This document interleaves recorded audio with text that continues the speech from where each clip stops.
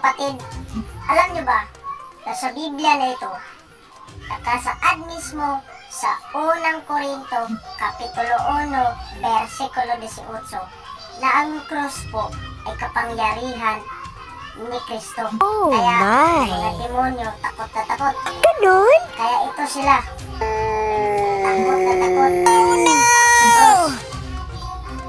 Ito pa, Ang papangit!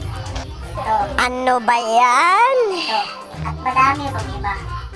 Ngayon alam mo na kung bakit sila nag-uusig ng ganito. Simpleng tanong, ayon sa Biblia, Tama naman! Wah! Wah! Wah! Wah! Wah! Wah! Wah! Wah! Gago! Ulol! Mga mini! Thank you po!